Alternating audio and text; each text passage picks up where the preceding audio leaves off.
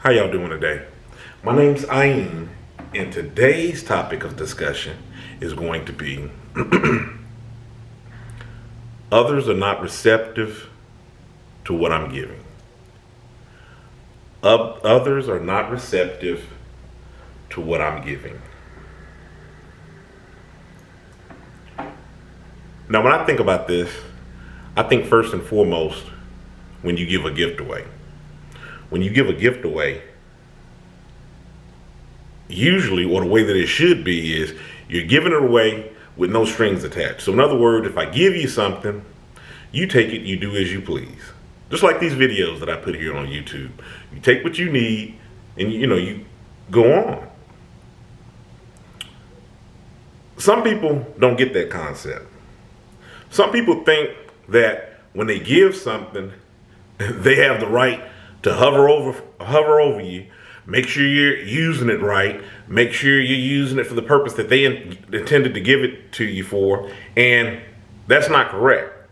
Because if that's the case, then you're not giving it to me, you're lending it to me. I'm saying that to say this. When you're giving a message, that's really what I'm getting at, what I'm saying here. When you're giving a message or you're relaying something to somebody, not everybody's going to be receptive to what you're giving. Not everybody's going to want it. And in some cases,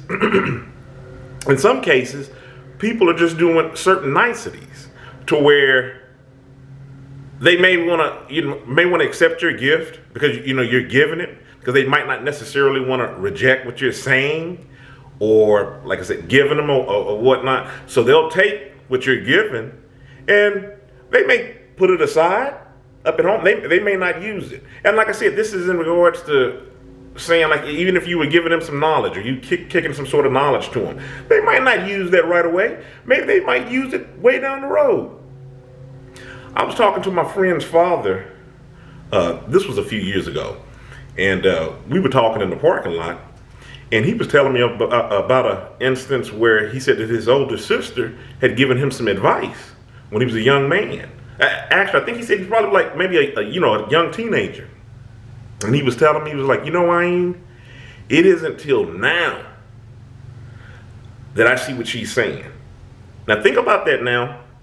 This is my friend's father. So you can imagine the time span there of him sitting on that information. Maybe 40 years. And from what I gathered from him was, this is not something that she beat him over the head with, that she consistently, told him and told. It was just something that she said one time. And it stuck with him all that time. So I'm saying that to say this as well. People aren't crazy. People don't have to be, beat up over the head with information, have it constantly reiterated to them. So that was one of the reasons why I came up with the topic of this video. The other reason why I came up with this topic is I'm thinking from the standpoint of, if you're given something, even if it doesn't seem well received, okay, move on your way. Move on your way. Are you giving conditionally?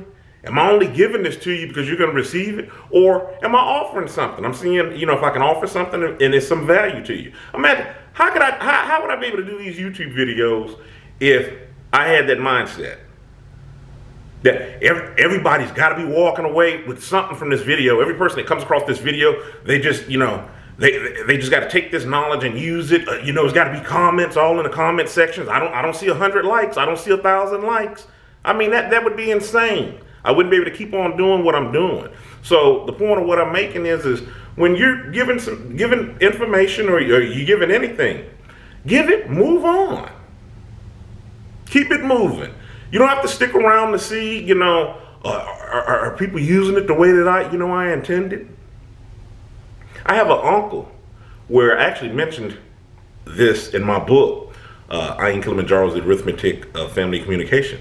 One of the things that I mentioned was, I actually have a few uncles that operate in this manner, where once they say something to you, it may be very, very subtle.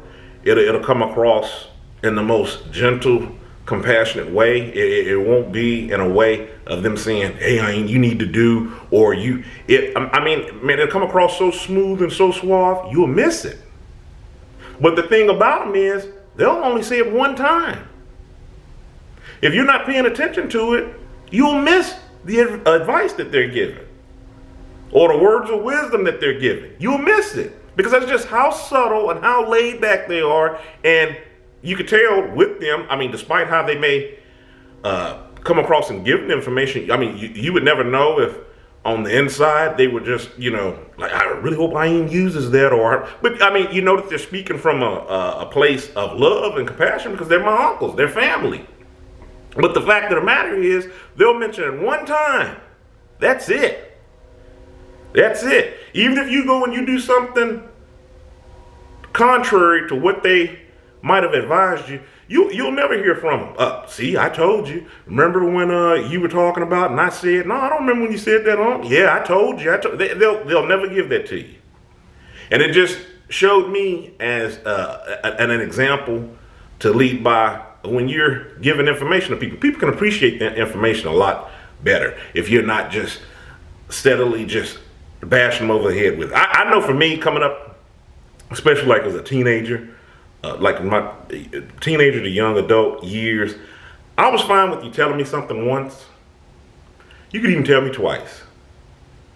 3 times, I'm starting to kind of get annoyed. Then after that, I'm gonna have a conversation with you about it.